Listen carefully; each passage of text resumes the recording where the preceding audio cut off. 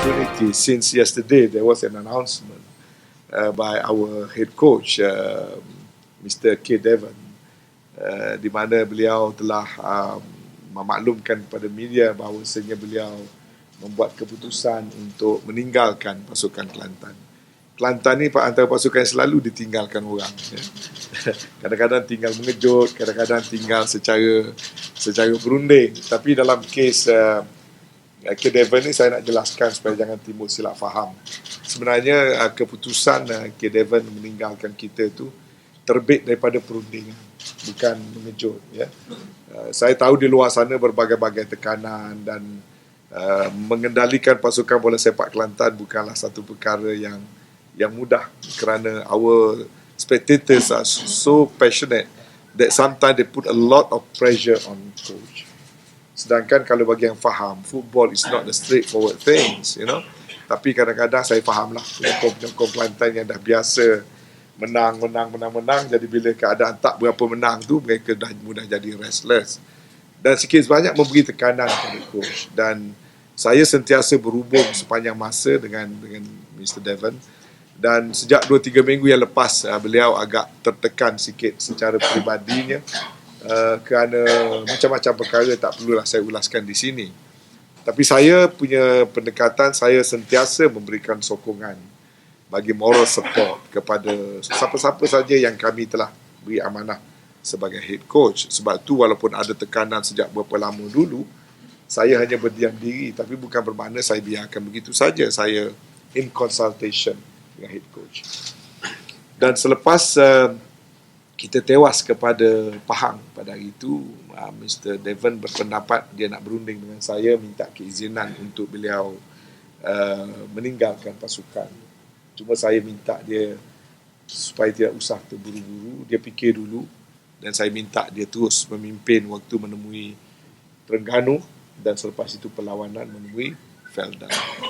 Dan selepas perlawanan Felda, sekali lagi kita berunding dan kita capai kata sepakat.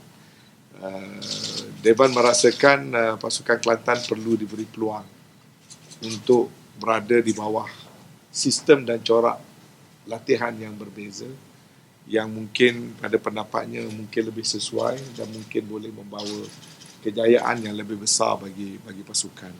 Dan beliau secara sukarela, tanpa sebarang terma dan sebagainya, beliau menawarkan kepada saya untuk beliau berundur.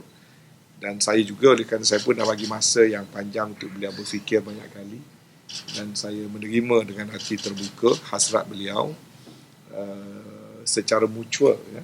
Unduran ini secara mutual.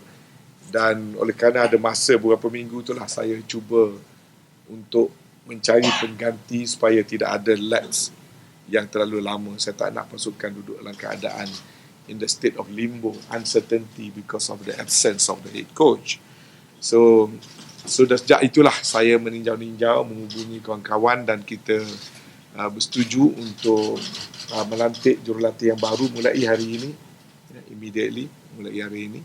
Dan kita telah memilih bekas jurulatih pasukan kebangsaan Maldives dan juga telah melatih beberapa kelab profesional di Asia, jurulatih yang mempunyai pengalaman antarabangsa yang banyak, termasuk mengendalikan pemain-pemain di Asia, Mr. Valery Popov from Bulgaria.